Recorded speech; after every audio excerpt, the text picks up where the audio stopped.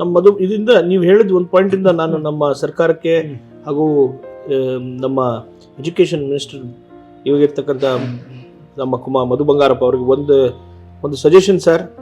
Almost 8, 9, 10 at least ಇವಾಗಿರ್ತಕ್ಕಂಥ section constitution ಇದ್ರ ಬಗ್ಗೆ ಸಾಮಾನ್ಯ ಜ್ಞಾನ ಮಕ್ಕಳಿಂದನೇ ನಾವು ಶಿಕ್ಷೆಯಿಂದನೇ ಹೊಡಿಸ್ಕೊಂಡ್ ಬರೋದು ಒಂದು ಸಬ್ಜೆಕ್ಟ್ ಆಗಿ ಇಡಬೇಕು ಅನ್ನೋದೊಂದು ನನ್ನ ಒಂದು ಕಳಕಳಿಯ ಮನವಿ.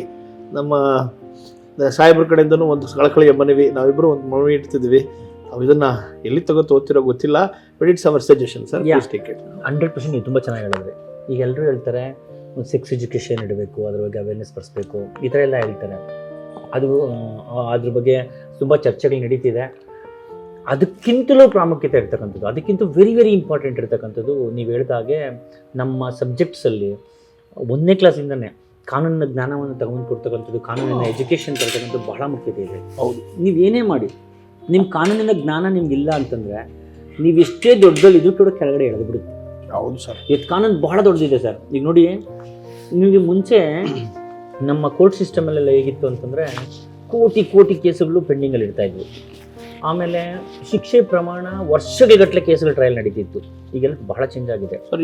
ಬಂದ್ಮೇಲಂತೂ ಇನ್ನೂ ಚೇಂಜ್ ಆಗ್ತಿದೆ ಬಹಳ ಚೇಂಜ್ ಆಗಿದೆ. ಆಮೇಲೆ ಇನ್ನೊಂದು ಏನಂತಂದ್ರೆ ನಾವು ಅನ್ಕೋತಾ ಇದ್ವಿ ಕೋರ್ಟಲ್ಲಿ ಕೇಸಲ್ಲಿ ಅಷ್ಟು ಪರ್ಸೆಂಟ್ ಇರುತ್ತೆ, ಯಾರು ಶಿಕ್ಷೆ ಆಗುತ್ತೆ ಬಿಡು ಅಂತ. ಕಾಮನ್ ಡೈಲಾಗ್ ಅದು ಕೋರ್ಟಲ್ಲಿ. ಈಗ ತುಂಬಾ ಚೇಂಜ್ ಆಗ್ಬಿಟ್ಟಿದೆ. ನಿಮಗೆ ಲೋಕದಲ್ಲತನ ಸಿಸ್ಟಮ್ಸ್ಗಳನ್ನ ಮತ್ತೆ ತುಂಬಾ ಟೆಕ್ನಾಲಜಿಯನ್ನು ಕೋರ್ಟ್ಗಳಲ್ಲಿ ಇಂಪ್ಲಿಮೆಂಟ್ ಮಾಡ್ಕೊಂಡಿರೋದಕ್ಕೆ ಅಷ್ಟೊಂದು ಈಸಿಯಾಗಿ. ಆಮೇಲೆ ಈಗ BNS ಎಲ್ಲ ಇದಾಗಿದೆ, ಡಿಜಿಟಲ್ ಎವಿಡೆನ್ಸ್ಗೋಸ್ಕರ ಎವಿಡೆನ್ಸ್ ಆಕ್ಟ್ ಚೇಂಜ್ ಮಾಡಿದ್ದಾರೆ. ಸೊ ಇದೆಲ್ಲದರಿಂದ ಶಿಕ್ಷೆ ಪ್ರಮಾಣ ಜಾಸ್ತಿ ಆಗ್ತಾ ಹೋಗ್ತಾ ಇದೆ, ರೇಷಿಯೋ ಜಾಸ್ತಿ ಆಗ್ತಾ ಹೋಗ್ತಾ ಇದೆ. ಅದೇ ಡಿಟರೆಂಟ್ ಥಿಯರಿ ಲೈಕ್ ನೀವು ಅವಾಗೆಲ್ಲ ಮೊದಲು ರಿಫಾರ್ಮೇಟಿವ್ ಥಿಯರಿ ಇತ್ತು. ಅಂದ್ರೆ ರಿಫಾರ್ಮೇಟಿವ್ ಥಿಯರಿ ಅಂದ್ರೆ ವೀಕ್ಷಕರೇ, ನಾನು ಕಾನೂನು ಎಕ್ಸ್ಪರ್ಟ್ ಅಲ್ಲದೆ ಇದ್ರು ಸಾಮಾನ್ಯ ಜ್ಞಾನ ಈ ವಿಚಾರಕ್ಕೆ ಹೇಳ್ತೀನಿ.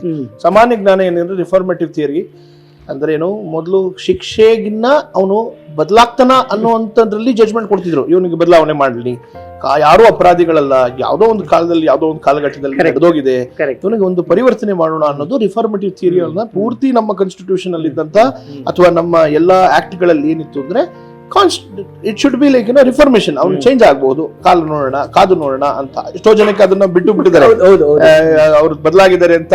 ಪ್ರತಿಯೊಂದೊಂದು ಪ್ರೆಸಿಡೆಂಟ್ ಅಲ್ಲಿ, ಪ್ರತಿಯೊಂದೊಂದು ರಿಪಬ್ಲಿಕ್ ಬೆನಿಫಿಟ್ ಆಫ್ ಡೌಟ್ ಅಲ್ಲಿ ಎಷ್ಟೋ ಜನ ರಿಲೀಸ್ ಮಾಡಿದ್ರು. ಈಗಿರೋ ಕಾನೂನಲ್ಲಿ ಏನ್ ಬದಲಾವಣೆ ಬಂದಿದೆ ಅಂದ್ರೆ, ತಪ್ಪು ಮಾಡಿದ್ರೆ ಇವನು ಕೊಡೋ ಶಿಕ್ಷೆಯಿಂದ, ಇದು ಡಿಟರೆಂಟ್ ಥಿಯರಿ, ತಪ್ಪು ಮಾಡಿದ ಪನಿಷ್ಮೆಂಟ್, ನೀನು ಕೊಟ್ಟಿದ್ದ ಪನಿಷ್ಮೆಂಟ್ ಅಲ್ಲಿ 100 ಜನ ಭಯ ಪಡ್ತಾರೆ ಅನ್ನೋ ಭಯದ ಒಂದು ವಾತಾವರಣ ಸೃಷ್ಟಿಯಾಗಿದೆ ಅನ್ನೋದು. ಅದು ಭಯ ಅಲ್ಲದೆ ಇದ್ರೆ, ನೀವು ಕಾನೂನು ಗೊತ್ತಿದ್ರೆ ನೀವು ಸೇಫ್ಟಿಯಲ್ಲಿ ನೀವು ಇರ್ತೀರಾ. ಕಾನೂನು ಇವತ್ತು ಮೊದಲೆಲ್ಲ ಹೇಳೋರು, ನಿನಗೆ ವಿಜಯಲಕ್ಷ್ಮಿ ಇದ್ರೆ ನಿನಗೇನು ಭಯ ಇಲ್ಲ, ರಾಜರಿಗೆ ಎಲ್ಲಾ ಲಕ್ಷ್ಮಿಗಳು ಹೋದ್ರು, ಒಬ್ಬ ರಾಜನಿಗೆ ಎಲ್ಲಾ ಲಕ್ಷ್ಮಿ ಹೋದ್ರಂತೆ, ಅಷ್ಟಲಕ್ಷ್ಮಿಯರು ಎಲ್ಲಾ ಲಕ್ಷ್ಮಿ. ವಿಜಯಲಕ್ಷ್ಮಿ ಹೋಗ್ತಿದ್ದಾಗ ಅವ್ನ ಏನ್ ಮಾಡದಂತೆ, ಕೈ ಹಿಡದಂತ, ಅಮ್ಮ ನೀನ್ ಹೋಗ್ಬೇಡ, ಎಲ್ರು ಹೋದ್ರು ಬರಲ್ಲ, ನೀನ್ ಹೋಗ್ಬೇಡ ಅಂತ. ಈಗ ನೀವ್ ಏನ್ ಸಬ್ಜೆಕ್ಟ್ ಓದಿಲ್ಲ ಅಂದ್ರೂ ಪರವಾಗಿಲ್ಲ, ಕಾನೂನು ಕರೆಕ್ಟ್ ಆಗಿ ವೆರಿ ವೆರಿ ಇಂಪಾರ್ಟೆಂಟ್.